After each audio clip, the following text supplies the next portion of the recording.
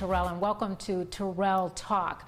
I am in Fayetteville. We have taken Terrell Talk on the road.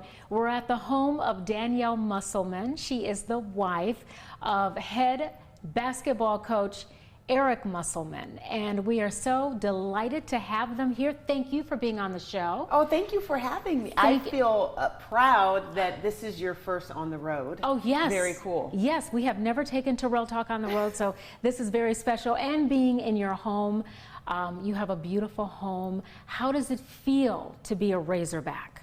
Oh, I'm so excited. And I look good in red, I think. No. Red is a good color. Red's a good color for me. So, no, I mean, it's crazy. I've only lived in the state for about 2 weeks, and it already feels like home. So that's a good sign. That's good. That's very good to hear. Let's talk a little bit about you and Coach Musselman. You guys work as a team.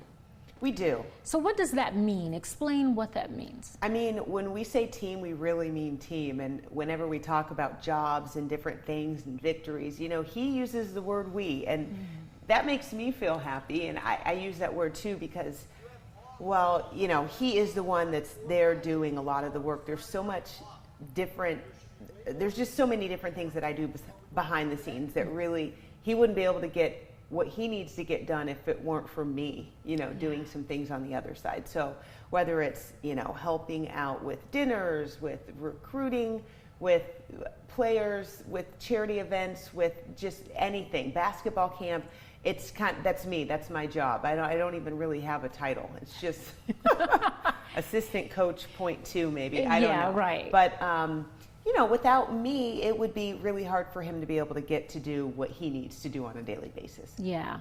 So I don't want to say you're like an assistant, but I guess basically. You would be an assistant coach. I think I'm an assistant coach, you know, that never clocks out. Always on the job. Always. So what is it like for you when you go to games? Oh, okay. I will be totally honest. I can enjoy the entire game all the way up until the last 5 minutes. Why? It's a close game. If it's a close game, the last 5 minutes, it is utterly agonizing. It's not even fun. It's not enjoyable. If it's a blowout, if we're up by 15, then I can enjoy. I can talk to whoever around me. But I mean, I'm just so passionate about the teams that he's coaching. It is agonizing. Oh my goodness. I can only imagine. And I always wonder too what it's like. I mean, do you sit near him? Are you in a position where you can actually observe him coaching? So this is the funny thing. As you all will learn, everyone in the state of Arkansas will learn, my husband is rather animated during games. Oh my. And what tends to happen is people say, I watch Muss 50% of the time and I watch the game 50% of the time because he's so entertaining. And my response to that is I have the Muss show at home all the time, so I don't want to watch it at all. I don't want to hear him. I want to sit on the opposite side of the court because I really don't want to hear him. Because for one, I feel like all the players on the team, I end up feeling like they're my kids. And so if he gets mad or he's yelling or anything, I want to like say, like, don't yell at my kids. So I don't want to even hear anything that he's saying. But I like to sit close. So across the court from us, I don't know, 3 or 4 rows back. That's ideal. Okay. How does he feel about that? What's his thoughts? He's good with that. Okay. There was at one point, I remember, I think it was our first year whenever we were at the University of Nevada, and for whatever reason, they moved my seat right behind him we were in the CBI tournament at the end of the season. And then he got superstitious. And so he was like, you have to sit there for every single game in this tournament, and I hate sitting that close to him and hearing everything, but I had to because he got on his superstitious kick. Oh my goodness. He knows I don't want to sit that close. Yeah, so he accepts that. He understands. Accepts it. Yes. I mean, yeah, plus you're an assistant coach anyway, so you're all in. Right. But you don't have to be right in the mix as he's. I don't have to be right in the mix. And the funny thing is, I don't even like for him to be able to really see me because I remember once I had friends in town and he says he remembers it was a close game and he's just, you know, sweating. Everything is stressful and he looks over and he sees me and my friends like laughing and enjoying ourselves and he's laughing. No.